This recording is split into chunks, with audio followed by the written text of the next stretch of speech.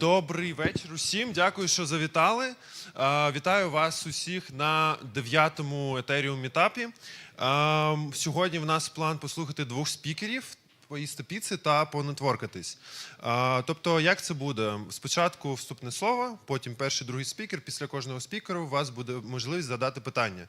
Тому думайте, коли ви дивитесь презентацію, що ви хочете запитати. Я буду потім підходити до вас, давати мікрофон, і вас усі будуть чути. Також люди в інтернеті. Тож, я зараз запрошую до нашого івенту Ростислава. Це фаундер Ethereum Community Meetup, і він хоче сказати вам пару слів. Дуже дякую. Привіт. А можеш, будь ласка, не виходити? Мені буде потрібна твоя допомога. Так, все, ми тебе бачимо. Привіт. Супер, привіт. Дивись, я хочу поспілкуватись трішки, там десь 5-10 хвилин. Ми в цілому це ніколи не робили. Я хочу зрозуміти, наскільки хто прийшов перший раз. Можете підняти, будь ласка? Давайте я трошки вас не бачу. Включимо світло. Якщо можна зробити, дякую. Можеш сказати, скільки там десь? Десь 50%, я думаю. 50%? Так. Зрозумів. Цікаво, добре. Дивіться, для тих, хто не знає, хто ми такі, хто прийшов вперше, я хочу спочатку розповісти, хто ми, що ми робимо і навіщо. І взагалі моє бачення з приводу цього ком'юніті. Kyiv Ethereum Community – це спільнота людей, яка об'єднує ентузіастів, розробників та інших фахівців, які зацікавлені в технології Ethereum та децентралізованих фінансах. Ми організовуємо зустрічі, конференції та інші заходи у Києві з метою обміну знаннями, досвідом та практичними навичками. Я в цілому намагаюся закликати до наших івентів нових цікавих спікерів. Я вважаю особисто, що це дуже важливо, що в нас в Україні розвивалася тусовка, до нас приїжджали круті спікери, і щоб в цілому в нас росло це ком'юніті. Ось я бачу це таким дуже великою історією у майбутньому. Я хочу подякувати всім, хто прийшов. Я сподіваюся, що вам сподобається і що ви будете приходити знов і будете кликати друзів. Тому що насправді, що таке ком'юніті? Ком'юніті – це люди, перш за все. І в нас є люди, які ходять часто, в нас є ситуації, коли в нас приходить там більше 100 людей, в нас є ситуації, коли в нас приходить 50 людей. Я зараз не розумію, від чого це залежить. Але в цілому я дуже дякую всім, хто прийшов. І я буду дуже вдячний за фідбек. Тобто ви можете писати там в нашому чаті, ви можете писати де завгодно, в Інстаграмі, в Твіттері, в Фейсбуці, ви можете писати особисто мені, ви можете підійти сьогодні, хто там є, до Микити, наприклад, розказати, що ви думаєте, що б ви хотіли бачити, що вам цікаво і таке інше. За це буду дуже вдячний. Ось. Окей, тобто зараз я хочу дуже подякувати всім нашим партнерам, звісно, які роблять наші заходи можливими. Це генеральний медіапартнер Encrypted, а також це наші партнери Unit City, TV7 Studio, IdeaSoft, та також наші інформаційні партнери HighLoad, CryptoSale, На часі Crypto, Sigma Software University, NFT Crypto Club. Тобто дякую всім, хто нас підтримує, хто робить можливими ці івенти. Ось. Я бажаю всім сьогодні гарного настрою та дякую, що прийшли, насолоджуйтесь нетворкінгом, цікавими спічами. Зараз я буду запрошувати нашого першого спікера, це Стефан.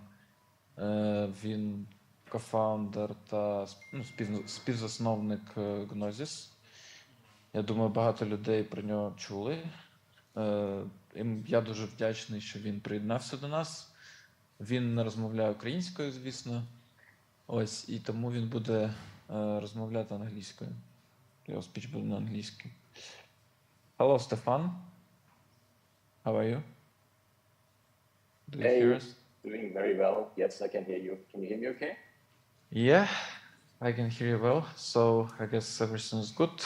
And so I just introduced you in Ukrainian language. I guess you can start. Thank you. Amazing. Thank you very much. Yeah, I'm honored to be here. Hello, everyone. I'm actually calling right now out of a cafe because I'm actually on my way to Montenegro, and Google Maps didn't tell me exactly the right time I guess I would be. But no, I'm really honored to be able to speak here, and I'm sorry for the background noise already. Actually, I've been to Kyiv before a couple of years ago, and I always appreciated the hospitality and the good coffee. And I really hope next time I'll join this meetup, I can be there in person.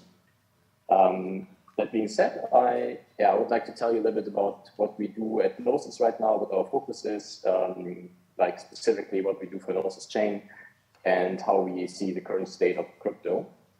And yeah, I'll share my screen.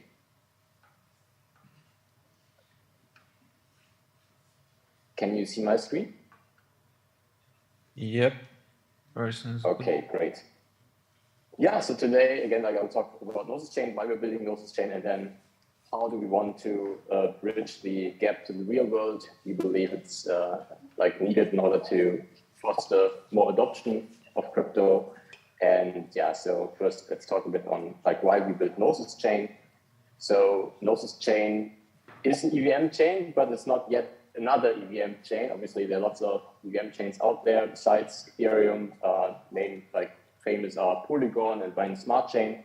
But Gnosis chain is very different. And the main difference is that Gnosis chain is the only network that really strictly follows the Ethereum roadmap. So we have the exact same architecture as Ethereum. We have the same execution client. We have the same consensus client. We have our own beacon chain, which is running, which allows us to have a very decentralized network. So if you look at the other networks, most of the Ethereum pillars, they optimize on scalability and they sacrifice decentralization and security in order to have higher throughput. But for us, we see actually the big value in blockchain infrastructure is to have something that is decentralized and credibly neutral. And that's why we decided to follow in the line here with Ethereum, which also gives us a benefit of benefiting of all the research and development that's happening on Ethereum, which is by far the network with the most developer adoption, obviously.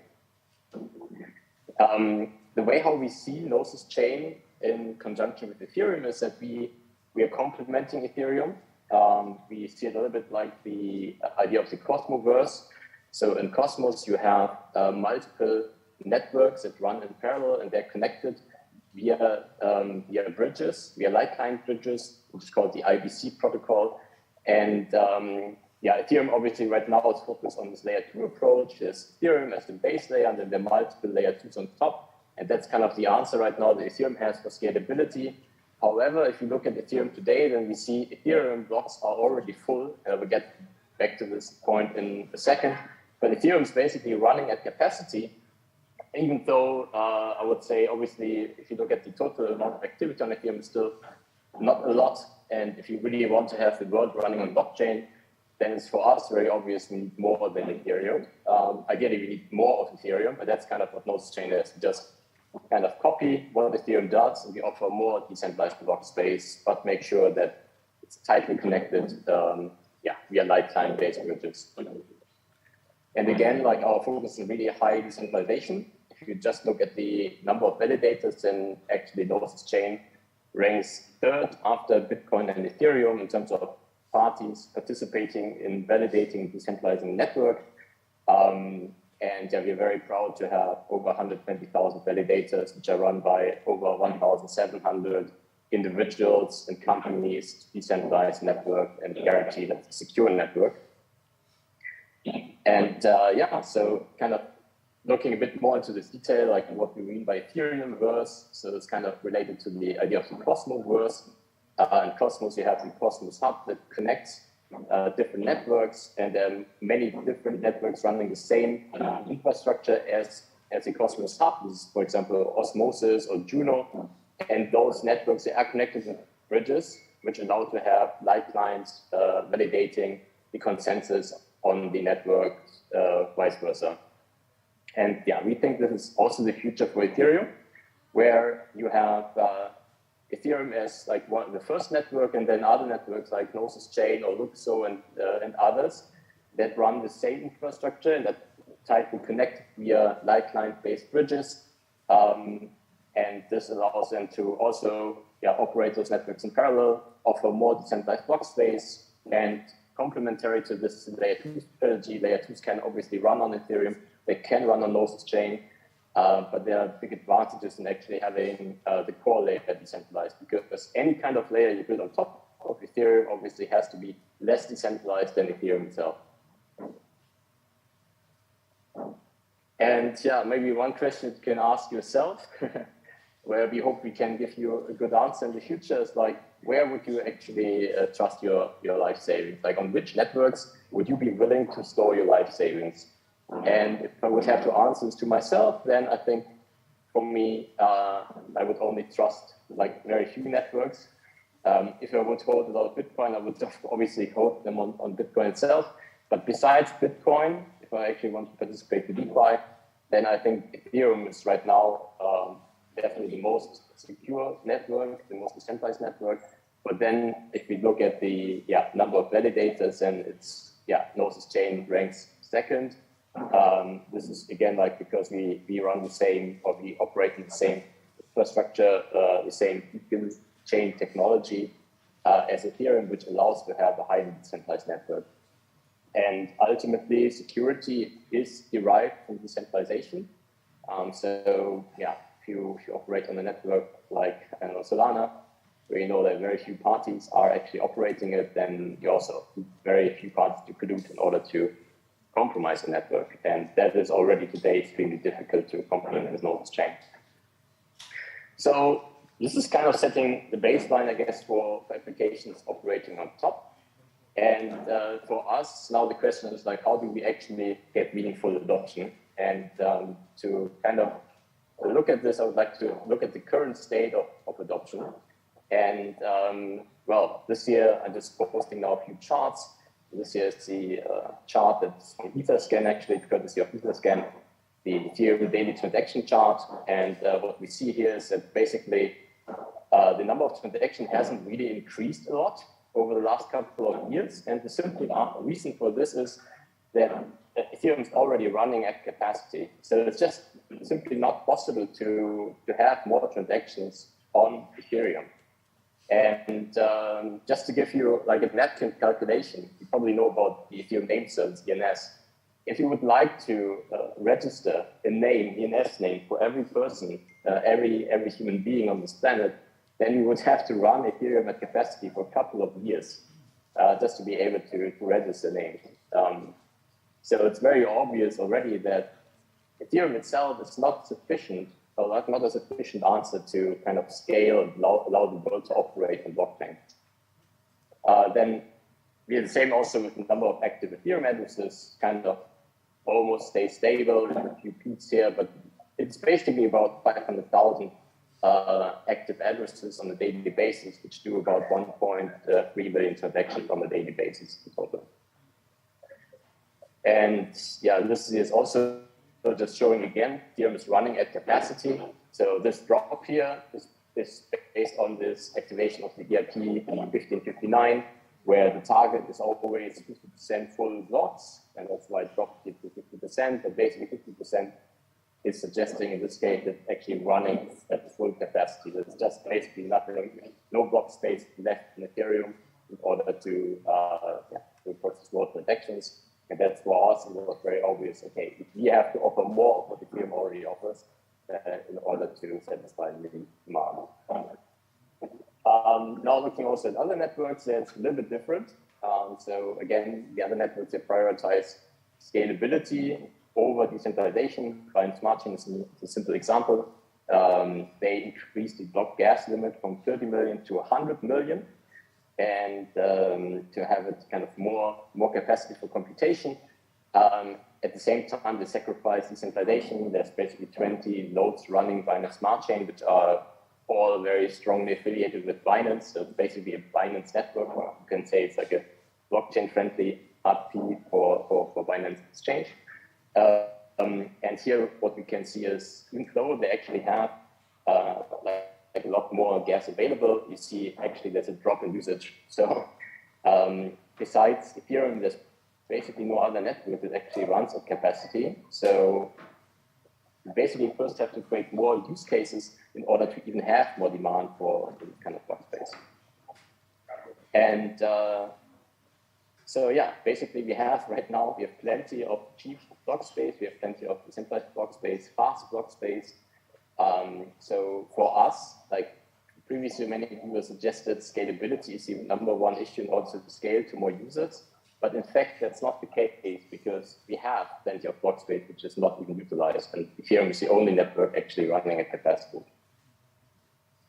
Now we can take another look at to get an understanding of crypto adoption, which is simply wallets. Obviously, you need a wallet in order to interact with blockchain, and those are the most popular wallets. And these statistics are taken from the notes from the Apple App Store. So you have 10 million downloads for the Trust Wallet, about 5 million for the Coinbase wallet, which are the two most popular mobile wallets, and we have about 10 million users for MetaMask as the browser extension.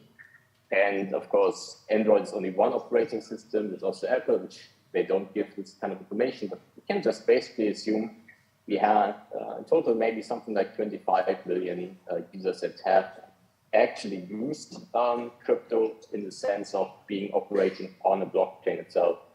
And so if you compare this 25 million to the global population, then obviously right now we have very few users actually operating on blockchain. We're still building mostly for early adopters. And if we really want to embrace more users, then we really have to step up and build something that's more friendly towards new users. So yeah, in summary, like we have hundreds of different wallet implementations, but there are very few actual crypto users. And I would argue this is also because user experience is still an issue for adoption. If you look at like how we onboard users today, then it is still still very unfriendly. Like pretty much all wallets are using private key controlled accounts. You probably all have done it many times. Creating a seed phrase, backing up a seed phrase, dealing with gas fees, not really understanding what's going on. So if you're not spending a lot of time understanding the underlying technology, then it's really hard for you to understand what kind of risks you're taking. And that's really not user-friendly and not beginner-friendly. And so at Gnosis, we've been working for many years on smart contract accounts, or we can call them also programmable accounts at Gnosis Safe, which can act as a proxy between the user and his interactions on blockchain. And the great benefit of this account is that we can make programmable. So that means we can implement rules under which the user can interact, under which the user can recover this account, and we can integrate a lot of nice user experiences or user experience advantages. So for the Safe recently became a spin-off from Gnosis.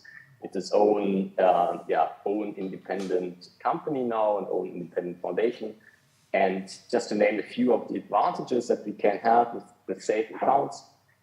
So one, again, we can get rid of this idea of using a seed phrase to actually recover accounts. Instead, we can build a program into those accounts, like different ways of how you can regain access. One example is the Linen wallet. It's a mobile wallet you can already use on Android and iOS.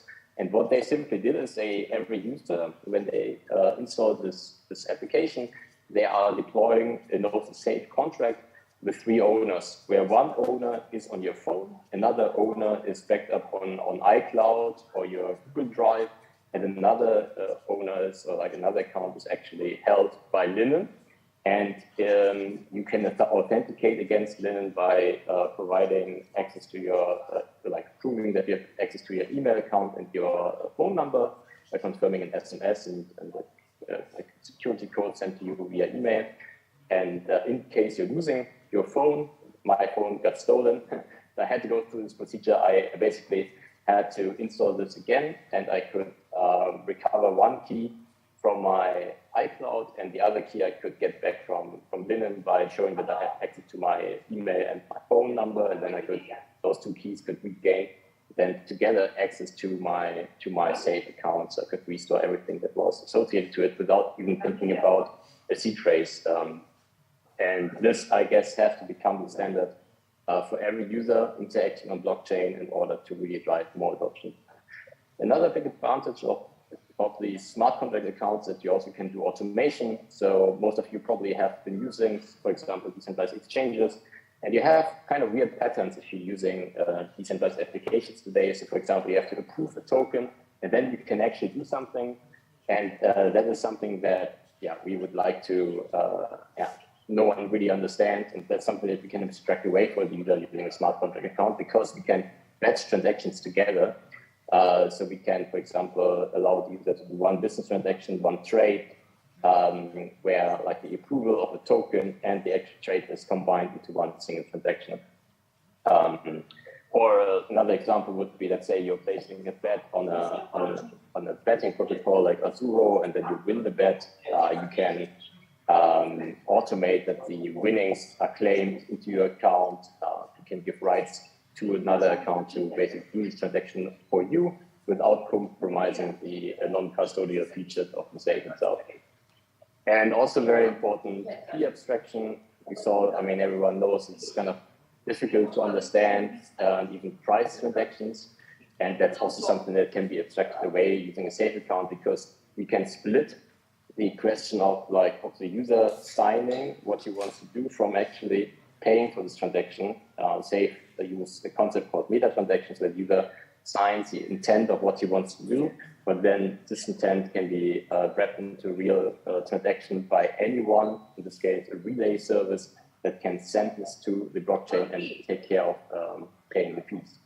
And so, we see the safe as being one of the best solutions for account abstraction, and should allow to be the foundation for many to be onboarded to crypto. The other question, or the other issue I see, is on-ramps and off-ramps. So today, if you want to get exposure to crypto, then pretty much everyone has to go through a centralized exchange.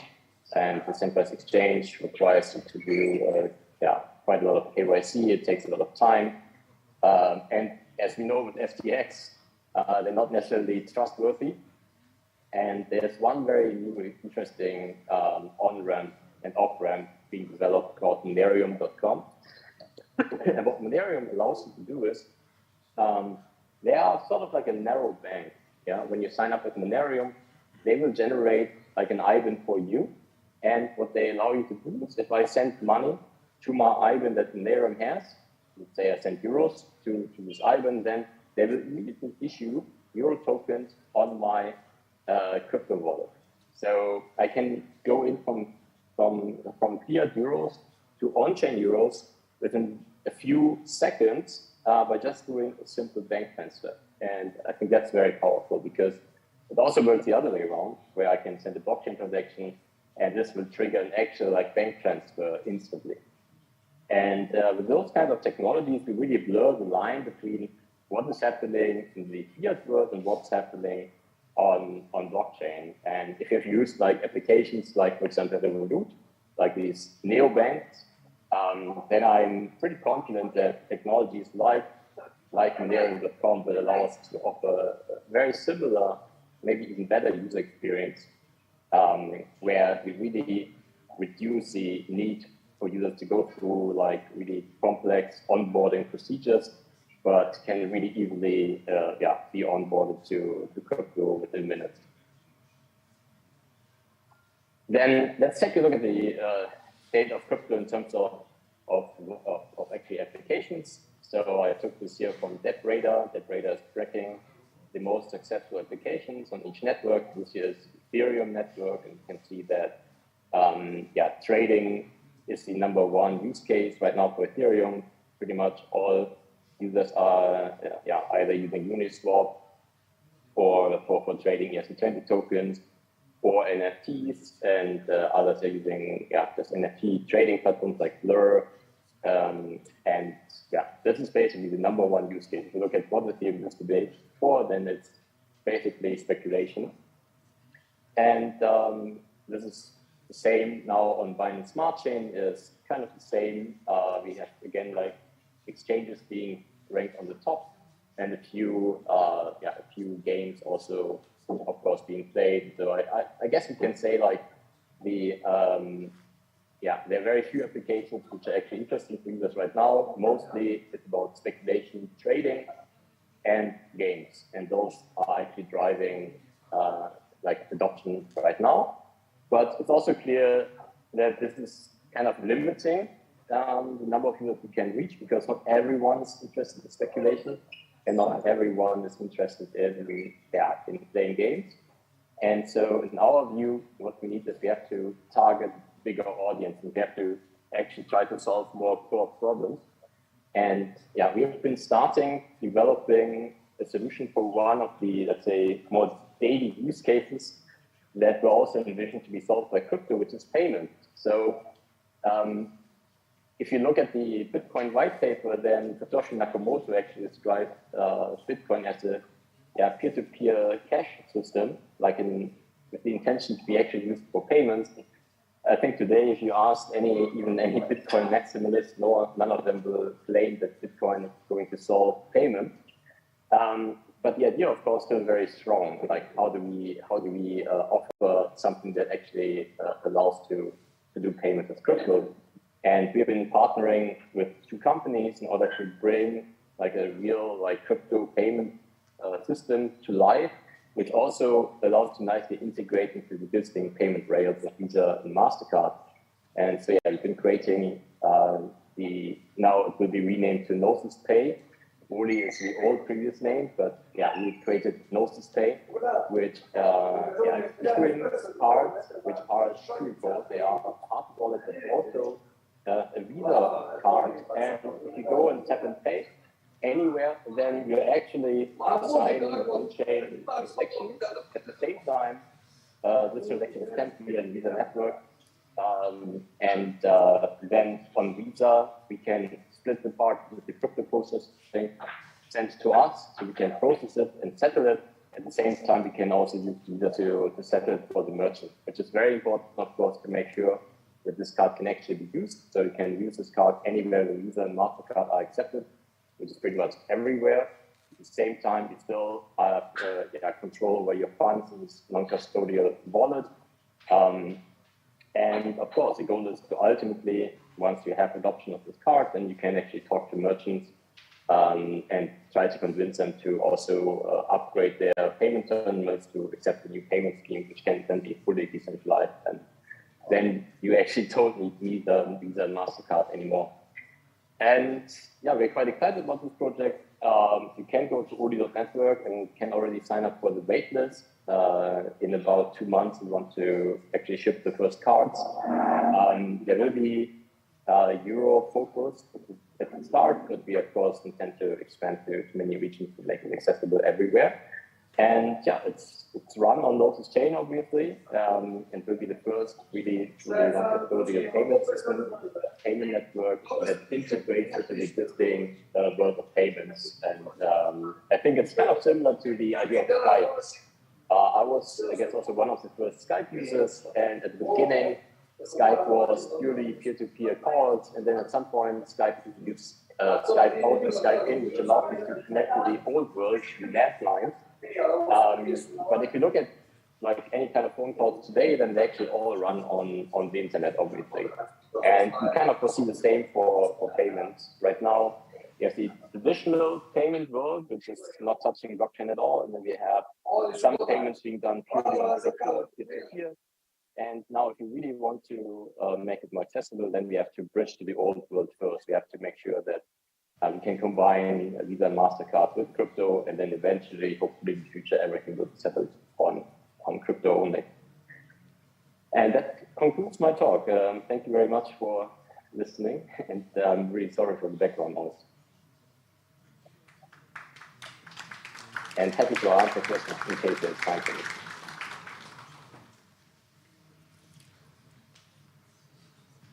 Hey, so thank you. Can you hear me? 1, 2, 3. 1, 2, 3. Can you hear me? Can you unmute me? Yeah. Can you hear me now? I can hear you. Yeah. Nice, nice. So thank you a lot for your presentation. So now we have a chance to actually ask questions. So just raise your hand, wait until I come to you, and I'll give you a microphone so you can ask your own questions. No? Yeah, I bet you now are really nervous that you didn't attend any English-speaking classes. Sure? No one wants to ask? Okay, so thank you a lot for your time. Really, it was a pleasure and an honor. And we hope to see you again, and maybe one day even in person, here in Kyiv or any, maybe Crimea. Yeah, so take care and see you soon. Very much. Have a great evening.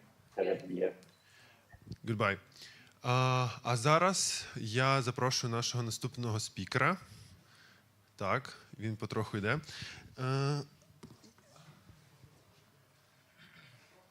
Потроху йдеш.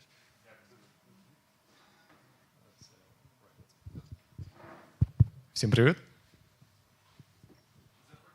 Окей. Alright. Так, всім привіт, я буду українською. Я думаю, так всім краще буде. Супер. Я сьогодні розкажу про блокчейн-геймінг, ончейн геймінг, також можна назвати, і про Web3 адопшн в плані геймінгу. Хто мене не знає, мене звати Рев, дуже приємно всіх бачити, дуже радий знайомству. Я сам займаюся декількома проєктами. Головний з них це Web3 соціальний метавсесвіт, який фокусується. Це насправді гра, браузерна гра, 2D-піксельна гра, в якій ми навчаємо про блокчейн. І є там соціальні інтеракції, типу аудіо, відеотекстові чати, де люди можуть проходити квести, розмовляти зі своїми друзями, приєднуватись до всяких клабхаусів своїх улюблених проєктів, де вони можуть в грі свопити асети, токени, купляти, продавати NFT, займатися DAO і все таке. Ось. А хто з вас геймер? Є хтось, хто в ігри грає? 3 людини? 4? Окей. Я очікував більше. Окей. Дуже цікаво, що ви прийшли послухати це. Окей. А хто до цього грав в ігри? Багато. MMORPG якийсь? Lineage, World of Warcraft, Counter-Strike? Ага, Counter-Strike, так? Супер. Клас.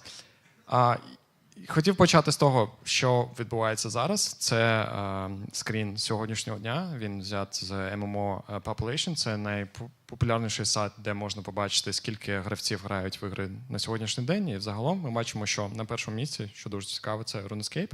Їх олдскульна версія. Це версія, яка була запущена в 2013 році. Ви можете побачити, що Active Players Today 1,8 мільйонів. А їх загальна кількість гравців 38 мільйонів. А тут ви можете побачити різні ігри. І до чого це взагалі? Хто з вас знає, скільки взагалі в світі зараз, на сьогоднішній день, геймерів? Яка кількість, будь ласка? Скільки? Є декілька варіантів. Один варіант, що рахуються ті, хто використовує спеціальні девайси, їх десь біля 500 мільйонів, а якщо рахувати всіх, включає з мобільними телефонами, то біля 4 мільярдів.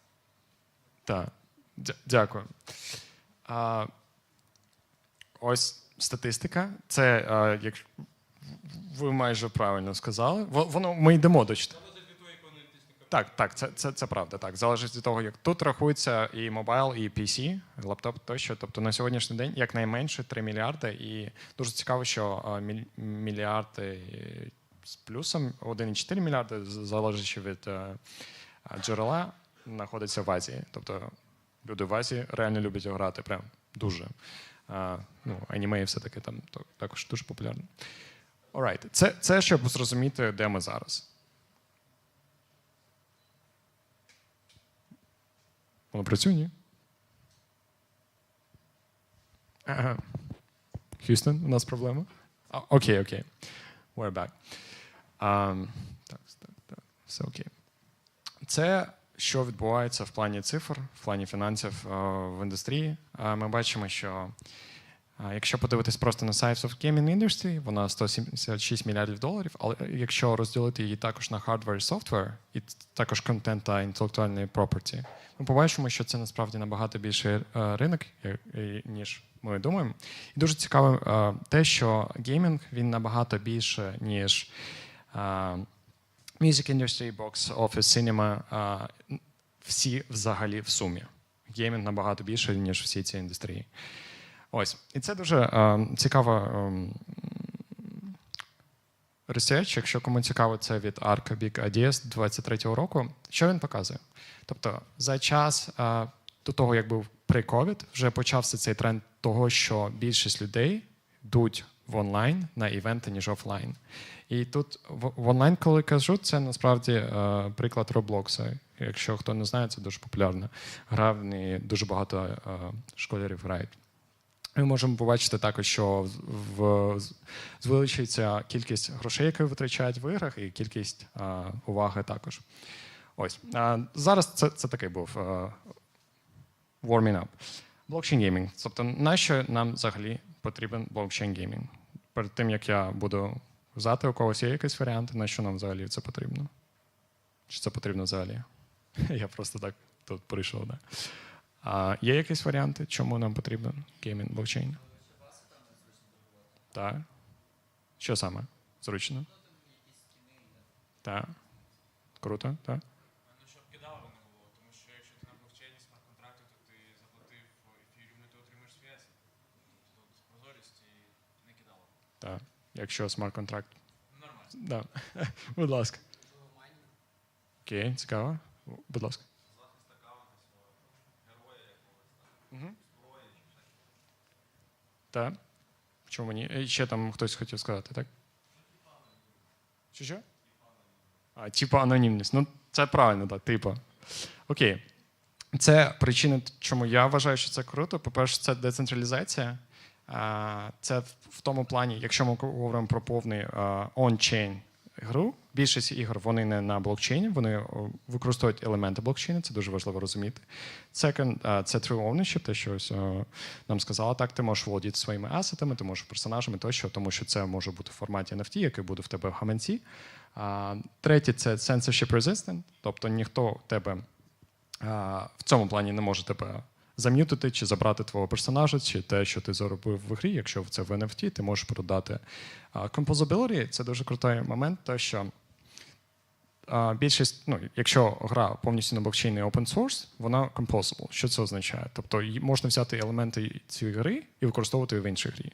Чи можна взяти елементи цієї гри і побудувати на ній те, що ви хочете побудувати в плані технологічності. І immutability в тому плані, що код не можна змінити, якщо це смарт-контракт, він написаний і задеплойний, в ньому, якщо він не upgradable, то ви не зможете в нього нічого змінити, тим самим людина чи люди, які цей код створюють і цю гру, можуть вам гарантувати, і ви можете перевірити, так як це open source, що ніхто не змінить правила гри, тим самим ви можете мати гарантію того, що це буде чесно. Це дуже цікавий чарт, дуже цікавий, тим, що це 22 рік. Ви можете побачити, що це DApp Activity, активність на децентралізованих аплікейшенах за весь рік. І ви можете побачити, 49% вони йшли від геймінгу. Щоб просто розуміти, що це означає. Є всі активності на блокчейні, всі взагалі. Транзакції, куплі-продаж, і 49 з них прийшли з геймінгу минулого року. Окей, це дуже також цікавий графік. Він з останнього репорту A16Z, він нещодавно вийшов, дуже класний репорт, там не тільки про геймінг. Це то, як змінювалась кількість, ви можете побачити, активних гаманців так, за ось 16-го року. Можете побачити, що до 18-го року там менше 3 мільйонів було, потім першою ми прийшли черту 5 мільйонів, і в 21-му році також повернулись. І саме цікаво те, що зараз ми вперше за весь час прийшли черту 15 мільйонів активних гаманців. Тут треба розуміти, що, мабуть, не знаю, декілька мільйонів з них це просто ферми якісь. Скоріш за все, тому що, на жаль, дуже багато людей просто хантять аірдропи, живуть цим, мабуть, я не знаю. Ось. Але факт є в тому, що набагато більша кількість зараз є аплікейшенів, вони набагато більш user-friendly, і також геймінг буде більше інформації, але... Окей. Зараз поговоримо про типи блокчейн-ігр. Як я казав нещодавно, що гра може використовувати елементи блокчейну, але не бути на блокчейні повністю. Це нормально. Перший тип – це partially on-chain, тобто наполовину там чи використовують якийсь елемент. Це може бути, це декілька приклади, так? Асети, там character чи саме айтеми в грі. Ось, наприклад, тут це скріншот карти з CryptoVoxels, чи Voxels вони ребрендинг зробили. Тобто ти можеш кликнути і прийти, наприклад, ось таке місце. І тут ми бачимо, що це я б сказав, метавсесвіт, це не повністю гра. І в цьому метавсесвіті ви можете побачити, що там є не знаю, кросівки тощо, і частина з них продана, і ці кросівки те, що люди використовують в самій метавсесвіті. За них платять, і я насправді знаю цих людей, хто це зробив. Це мої друзі. Ось. І люди купляють кросівки, одягають на мітапи в метавсесвіті. У них навіть є там фешн-шоу тощо. Ось. Це один з прикладів. Це все NFT, це простір, він також NFT. Тут його можна продавати, купляти, є маркетплейс для цього. Більш за все це трапляється на OpenSea. Є елементи токен-гейтинг. Хто знає, що таке токен-гейтинг? Окей. Супер, одна людина. Токен-гейтинг – це, простими словами, такий фільтр за допомогою токена. Наприклад, можна використовувати деякі аплікейшени, з якими ви можете зробити параметри, де, наприклад, ви створюєте телеграм-групу. І хочете, щоб в цю телеграм-групу зайшла людина чи люди, у яких є от такий токен. Чи, наприклад, 10 біткоїнів, якщо ви хочете, щоб вами там всі мільйонери були поруч з вами. Чи, не знаю, ви створили якийсь токен Олексій, ви хочете, щоб у цієї людини було 10 Олексій токенів, ви можете продати там на, не знаю, на Uniswap чи дещо. І це ось якраз токен-гейтинг. Токен-гейт можна зробити, тобто це фільтр через токен, його можна зробити, що окей, наступного разу цей спейс може попасти лише людина, у кої є цей кросівок, чи з колекції. І це насправді дуже круто. Наприклад, навіть ви коли зайшли сьогодні, частина вас зайшла сюди, тому що купила NFT, це такий NFT-гейтинг, light mode, ось, а частина заплатила інакше через Eventbrite. Рухаємось далі. Fully on-chain. І це найцікавіший, мабуть, парт. А якщо до цього оце було partial on-chain, тобто тут можна подумати, що, наприклад, сервери, так, все централізовано, команда централізована, вони можуть змінювати, додавати все, що хочуть. Це Decentraland з лівого боку. Хоча у них також може бути DAO. Тобто у них є DAO, децентралізована автономна організація, у якої ком'юніті може бути 10-50 тисяч людей. Тощо і вони обирають там, окей, я хочу, щоб команда зробила це наступною версією продукту, чи я не хочу, щоб зробила це. Але це не каже, ну, це не гарантує насправді того, що команда буде чи не буде робити. Це не повністю гарантована система. Fully on-chain, тобто повністю на блокчейні. Чим він відрізняється? Ось є пункти, так, я пройдусь один за одним. Перше – це Logic, так називаємо гри, вона повністю повинна на блокчейні бути. По цим також мається на увазі, що технічна частина, яка мого більше, можливо, має бути в грі, сама логіка гри, як вона проходить, game mechanics тощо. Друге, це дуже важливо, критично, без цього ніяк. Це повинен бути open source, тобто код, програмний код, він повинен бути в відкритому доступі. Щоб кожна людина змогла, хто зможе перевірити, чи немає там ніяких бекдорів, чи немає якогось там хакінгу тощо. А Trustless – це важливий пункт в тому, що сама суть блокчейну, так, чому там Сатоші в 2008 році почав, щоб нам не потрібно було нікому довіряти. Тобто ти мог перевірити замість того, щоб довіряти комусь. Immutable, як я раніше казав, це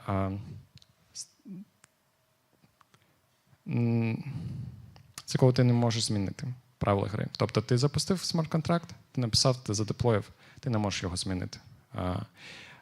Unstoppable, ти його не можеш зупинити, тому що подобається це державі, не подобається це комусь не подобається, це смарт-контракт, ти його не можеш зупинити. Ти можеш зупинити сайт, фронтенд, але смарт-контракт ти не зупиниш. Фронтенд можна запустити в іншому місці.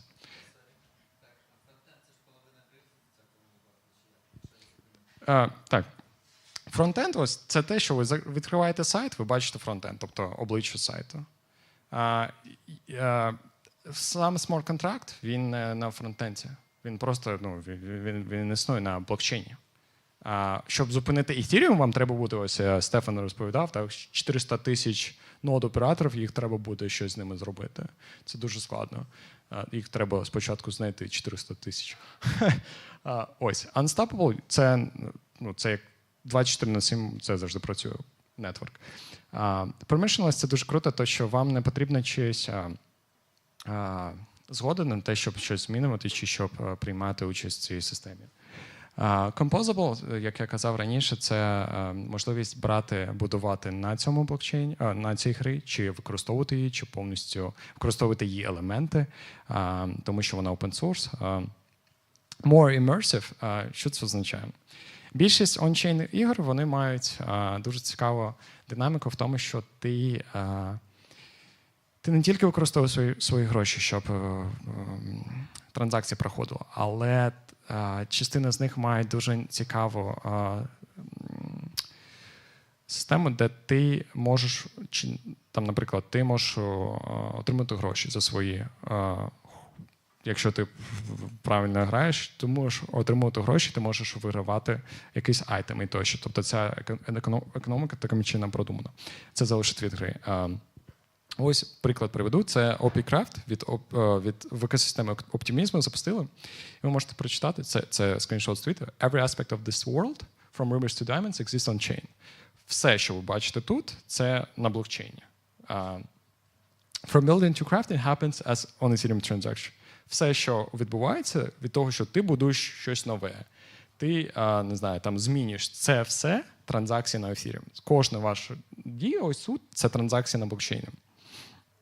І це, якщо бути точніше, це на Ethereum, але воно відбувається на оптимізмі, що дозволяє мати більш, скажімо, доступні ціни газу.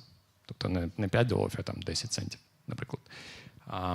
Ось. І client-agnostic, вам не потрібно мати клієнт гри, тобто ви запускаєте це на блокчейні. Це смарт-контракт, вам не потрібно там, не знаю, на Unity писати чи на інші тощо. І останнє дуже важливе – це блокчейн і є сурсом вашої правди, тобто джерелом вашої правди. Вам не треба з кимось там думати, сперечатись, чи це так, чи не так. Ви відкриваєте Explorer і ви можете подивитися, що відбулося в тому чи іншому вході.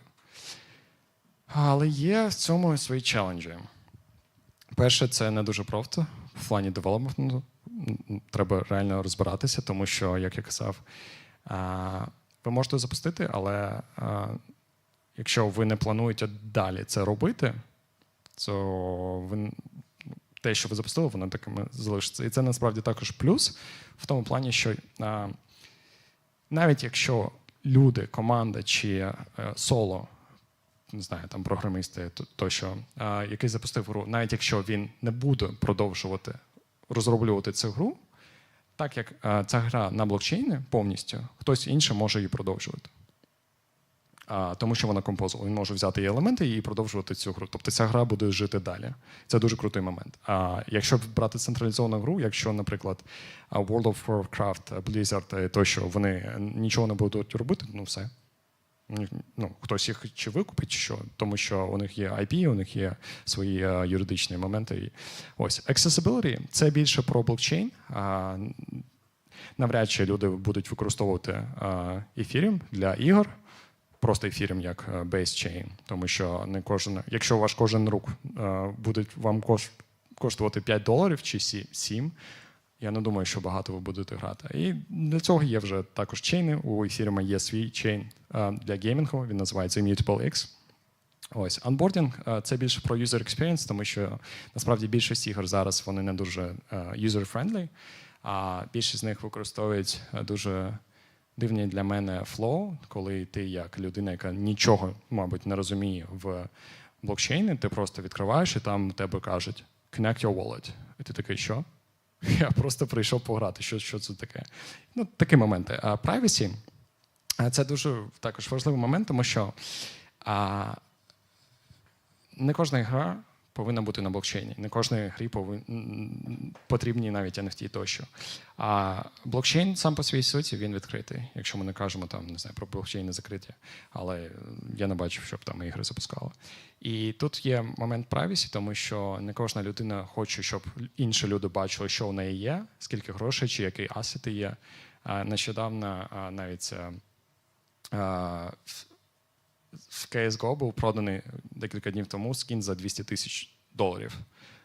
Складно зрозуміти, хто це купляв. А в блокчейні це трішки простіше зрозуміти, особливо якщо у тебе є там прив'язка до інших твоїх якихось асетів. І security – це завжди момент, це не лише вже ж про геймінг, це і взагалі про Web3 application. І що далі? Я хотів поділитися дуже цікавою інфографікою, ну як інфографікою, чартами. Це, незважаючи на те, що у нас зараз такий bear market, так, можете побачити, що це, до речі, так, я не сказав, це кількість грошей, які вливаються в геймінгові компанії. У 2021 році ми бачимо, що це мільярди, до речі. Можете побачити, що жовтий – це там кількість, і цифри – це, собственно, deals, так, скільки deals прийшло.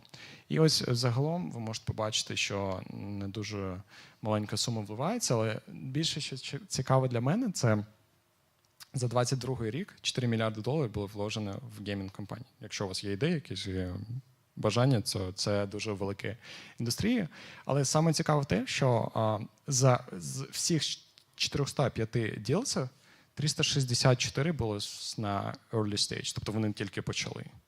А це каже про що? Це дуже цікавий чарт.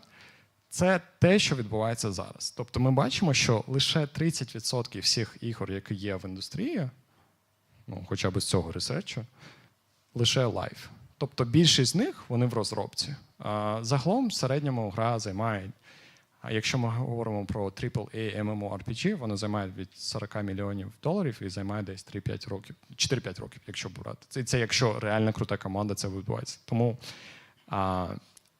геймдев – це не найпростіше заняття взагалі. Це не завжди навіть гарантовано успішне заняття, тим паче в блокчейні, але це дуже відкрите поле, дуже перспективне. Більшість інвесторів, які я знаю, вони інвестуються.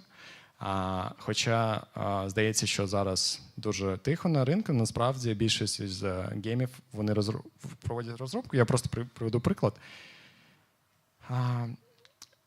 Нещодавно Андерсен Хоровіц закрив seed раунд, тобто перший раунд з геймінг-компанії, вони в них проінвестували, вони залідили їх раунд $40 мільйонів. Щоб ви розуміли, тобто це насправді реально багато. Ну, коли компанії починають, вони там оцінюються, не знаю, там 10, 15, 20 мільйонів, ну, якщо вони щось зробили. Це оцінка компанії 100%. А хлопці зібрали 40 мільйонів. Ну, треба сказати, що вони до цього побудували Ion. Хто знає, Ion – це трішки популярна гра була. Ось, і я просто про те, що зараз в індустрії заходять люди, які вже будували дуже круті проекти. Ubisoft також заходить в Web3, і це дуже цікаво буде, що буде відбуватися далі, там через 3-5 років. Все, так, дякую. Якщо у когось є питання, буду радий відповісти. Будь ласка.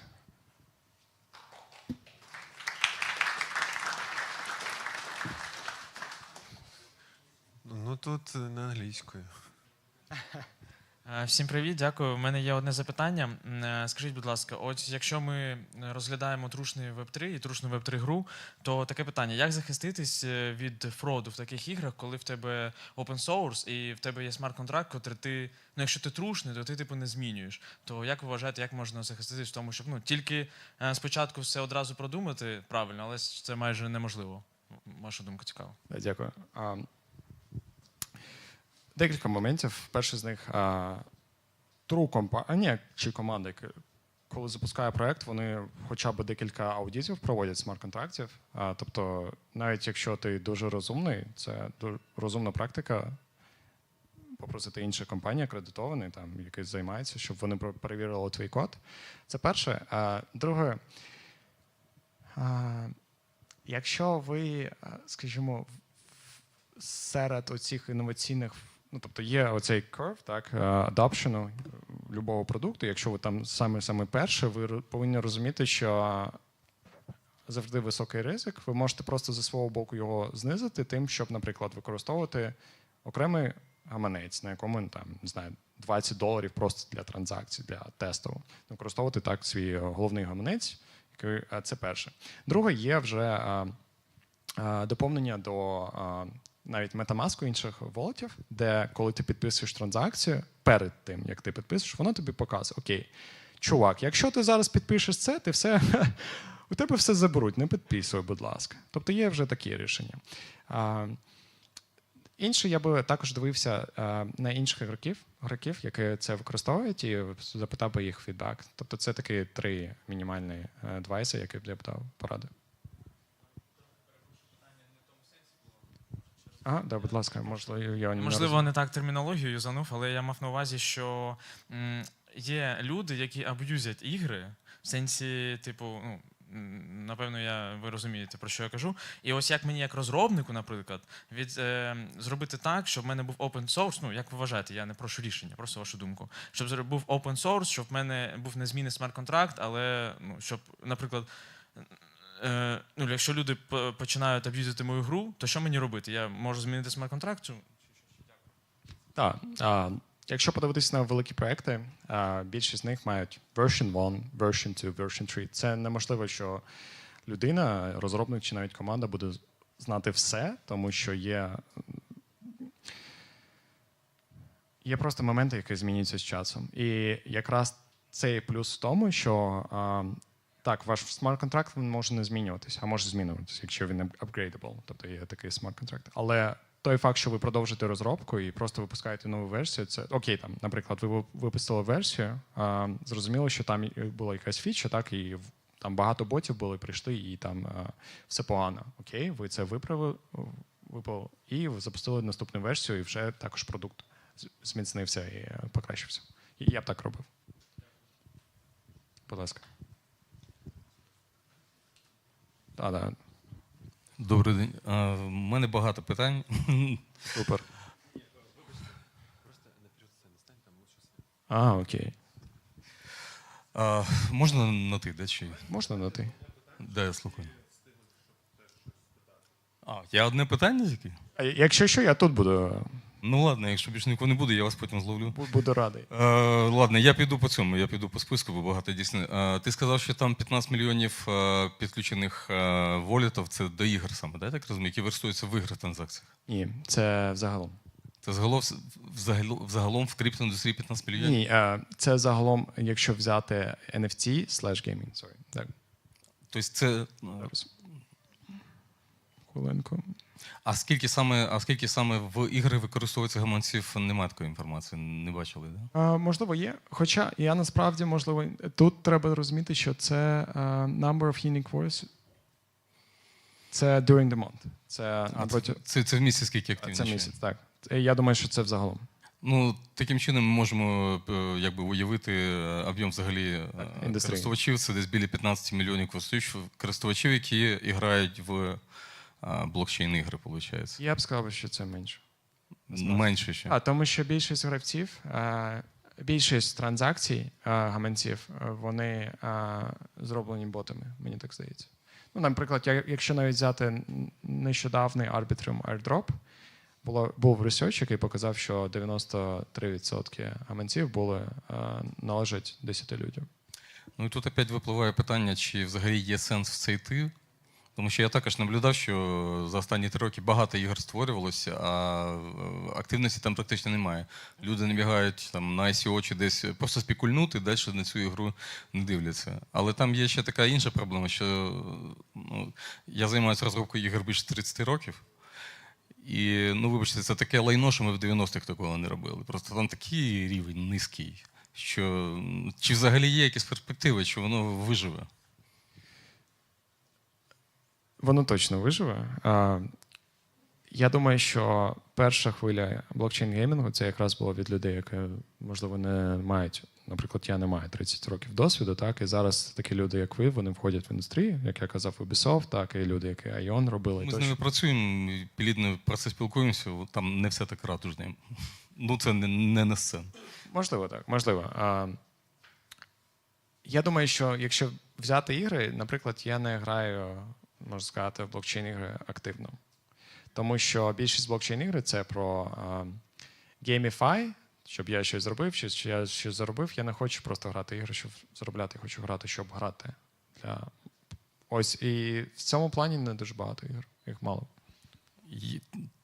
Це далі, це продовження цього питання. Це якби, ну, я думаю, це всім буде цікаво.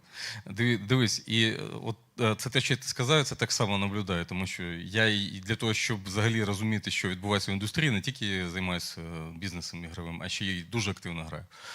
Ось, і мені здається, що зараз ігри, які в блокчейні, вони на ігри не так і схожі на класичні ігри, до яких звикли більшість аудиторії, да, оцих, там, що взяти всіх, там, по 4 мільярда людей. І тут якби, виходить, знаєш, така палка в двох кінцях, що ти хочеш зробити класний проєкт, але в цей проєкт не прийдуть люди, які зацікавлені тільки в блокчейні. Якщо ти хочеш зробити класний проєкт, такий самий класний проєкт з використанням блокчейна, туди не прийдуть звичайні гравці, тому що для них підключення цих кошельків, вся ця крипта, транзакції – це взагалі якийсь космос, вони не розуміють, як з цим працювати. В тебе є якесь бачення, куди це піде, якесь рішення, може, з твоєї сторони? Так. Як я казав, я не вважаю, що кожна гра має бути на блокчейні, чи навіть мати блокчейн-елементи, але мені подобається гібрид. Наприклад, якщо ми візьмемо Reddit, так, Reddit він не на блокчейні, але він експериментує зараз з NFT. Комусь подобається, комусь не подобається. Не подобається – не використовуй. Подобається – ось, будь ласка. Я бачу, що тобто, наприклад, якщо навіть взяти World of Warcraft, я буду радий, якщо в них буде підтримка NFT. Але я буду радий, тому що це робить набагато ефективніше твоє життя в грі. Тобто ти, не знаю, там рік-два пограв, так? Я просто пам'ятаю свого персонажа, я його продав, не знаю, там за декілька тисяч гривень, але я продав його на чорному ринку. І це був реально прям боляче. Боляче не продавати його, боляче дойти до того, тому що це, якщо б мене знайшов би адміністратор сервера, мене просто забанили. Хоча це насправді дуже дивно. Камон, я грав там декілька років свого життя і не можу просто продати. Ось в цьому плані так.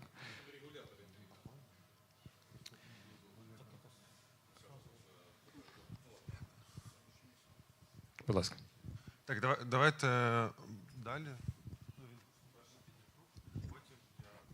Добрий вечір. Рев, мене звати Денис. Таке питання про великі геймдев-компанії.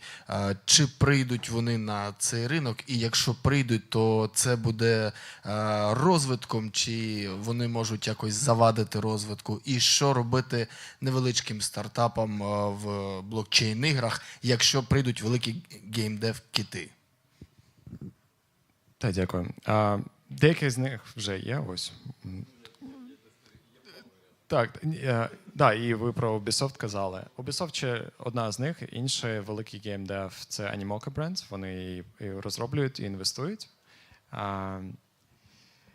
Є, ось як я розповів, так, Андерсен Хоровіц залідила раунд людей, які будували вже дуже популярний MMORPG.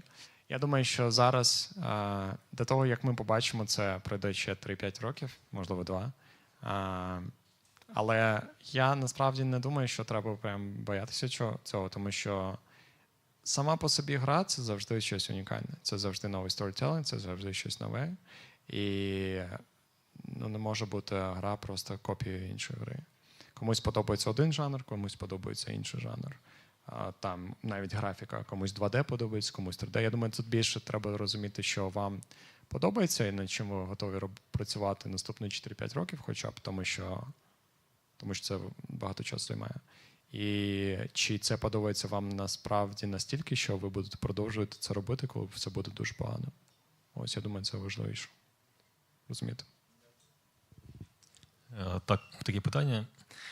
Яка подія повинна відбутися, наприклад, щоб той же там Ubisoft, чи там Steam, чи World of Warcraft, Lineage перевели свої маркетплейси на блокчейн? Да? Тобто зараз, здається, проблем немає, да, і що повинно статися, щоб вони такі переходили сюди?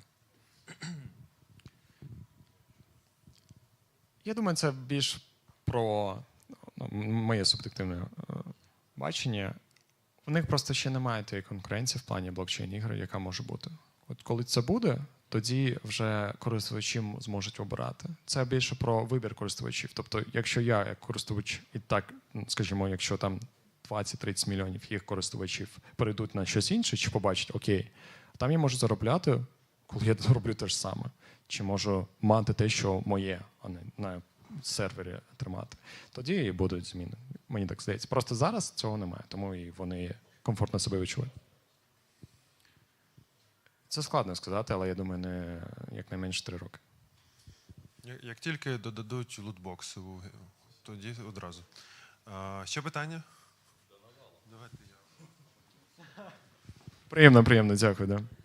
У мене не зовсім питання. Я хотів доповнити вашу відповідь на запитання розробника ігор щодо користувачів. Бо Web3 геймінг, блокчейн геймінг – це не тільки про геймінг, це ще про інвестування та заробіток у цих іграх. А це нові можливості для будь-кого у всьому світу заробляти і інвестувати не тільки на асетах, там NFT чи землі у ігри, у токени самої гри, а ще заробляти в процесі ігри, бути заробітчанином звичайним не тільки там на заводі чи будь-де, а таксистом. І насправді так є. Зараз же, якщо навіть взяти історію Axie Infinity, там частина Філіппін просто пішла своїх робот і сидять, грають. Хоча я поважаю те, що зробила Axie Infinity, але це не мій тип гри, я б не грав. Це ось якраз про те. Комусь подобається хтось, але я думаю, фундаментальна більшість людей, які грають в Axie Infinity, вони роблять це заради грошей. І навіть є вже давно є, можна сказати, як називається? Можна сказати, клани, там групи людей, які збирають scholars. Вони називають це scholars, вони збирають групи людей, які грають, і у них є менеджер. Це як прям бізнес такий. Вони грають і там частку віддають їм, а їм дають там асети, які допомагають їм більше заробляти в грі. Ось. Питання про UX. Ти сказав таку цікаву річ, що поганий UX – це Connect Wallet. І трушний Web3 без Connect Wallet мені його якось складно придумати. Це, є ж зараз рішення всякі по типу Торуса, тобто Web3 AUS, вишньому Торус, там, де можна через email просто зробити собі wallet. Чому Connect Wallet – це така проблема зі сторони UX? Це не про сам Connect Wallet був. Це було про те, що деякі розробники чи команди, вони не зовсім завжди думають з боку лайфсайкл користувача. Тобто, якщо я нічого взагалі не знаю про блокчейн, а тим паче, якщо я вважаю, що крипта – це скам, коли я приходжу на твій сайт чи відкриваю твою гру, і перше, що я бачу, єдине, що я бачу, це Connect Wallet, мені це не зрозуміло, що ти від мене хочеш, дай мені пограти. І в цьому плані хоча б у людини повинен бути, не знаю, guest login. Там, дай мені хоча б пограти, зрозуміти, що це. Навіть коли я граю, якщо там навіть Connect Wallet, я хотів би, щоб у мене було демо. Тобто для мене підключити свій гаманець кудись, це насправді big ask. Потрібно хоча б, довіру зробити мою, щоб я це зробив. Ось. Тим паче, якщо проект no name, там він новий, ось. Дякую. А ще підніміть руки, в кого ще є питання. То вже, я думаю, за піцею. Окей. Я просто, вибачте, якщо... Пробачте, що я до піци всіх. Ні, я маю Тримую. Все одно ще не приїхала. Я маю на увазі, що вибачте, що я деякому не даю можливість розмовляти. Це ідея про вопроси, а поспілкуватися ви зможете пізніше. Дякую. Рев, привіт. Андрій мене звати. Всіх вітаю. Дуже коротке запитання. Є 2 випадки, яких я знаю з приводу AAA ігор. шутерів, да, які будуть взаємодіяти, які вже взаємодіють з Avalanche. Чому Avalanche? Чому вибирають Avalanche саме? Окей. Ми з Avalanche партнери. Я їх знаю, я нещодавно з ним розмовляв також. Я думаю, це не завжди про блокчейн, тому що якщо подивитись на більшість Layer 2 і навіть там альтернатив Ethereum, плюс-мінус, у них схожі транзакції, скорість, там все таке. Насправді для користувача це настільки важливо. Я думаю, це більше про бізнес-девелопмент скіли, сейл скіли команди. У Avalanche в цьому плані дуже сильна команда, і вони мають фокус на геймінгу. У них є також 200-мільйонний фонд, який інвестує здебільшого в геймінг, окремий фонд, він називається Blizzard. Навіть Blizzard назва така. Ось, я думаю, це причина. Інша, наприклад, Polygon, вони дуже фокусуються на геймінгу, якщо точніше Polygon Studio, тому що вони розуміють, всі адекватні блокчейни розуміють, що геймінг, якщо навіть одна гра вистрелить, вона приведе мільйони користувачів. І ця гра приведе користувачів більше, ніж сьогодні може бути в Web3. Тому вони так інвестують. І хто тут, в кого тут ще було питання? Я просто приведу інший приклад. Якщо подивитися на блокчейни, які заонбордили мейнстрім компанії, наприклад, так, Starbucks, там, Nike тощо, це Polygon. Чим Polygon краще Ethereum? Окей, там він дешевше, але чим він краще, наприклад, не знаю, Solana чи Polkadot, чи хоча Polkadot, там інший UX. Як на мене, це бізнес-девелопмент. Я їх знаю з 20-го року, мій співзасновник їх знає з 19-го року. Він запустив один з перших 5 DeFi NFT проєктів на Полігоні. Вони ще тоді Matic були. І я не бачу, щоб якийсь блокчейн-проєкт так швидко розвивався, як вони. В плані саме онбордингової екосистеми. Вони нещодавно, до речі, рік тому заонбордили SEO колишнього гейм-ліда в Ютубі. Ось. Тобто вони розуміють, наскільки це важливо. Дякую за презентацію. Хотів спитати стосовно Ubisoft. Можна детальніше, як саме вони планують входити в блокчейн? Бо наче була новина, що ось ми хочемо якісь NFT робити, але купа хейту вилилась. Вони сказали, ні, це вони не так зрозуміли. Може, була якась інша новина? Скажу те, що я знаю, у мене знайома там працювала, до цього вона вийшла в Ubisoft Accelerator, і вони хотіли акселерувати також геймінг компанії, і через те також заходити в Web3, вчитися з іншими. Це те, що я знаю, але в плані того, щоб вони саме щось розробляли зараз, я це не знаю зараз. Ось, дякую.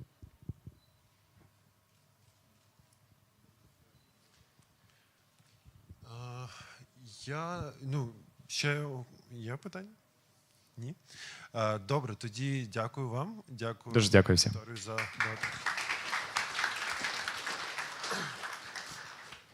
Тоді я всіх запрошую нетворкатись, і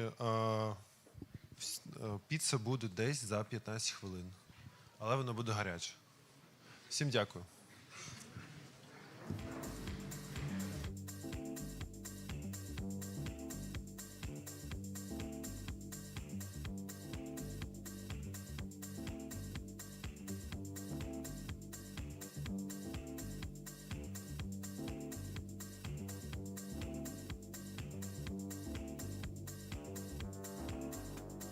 Remember all the concepts you were running through my mind.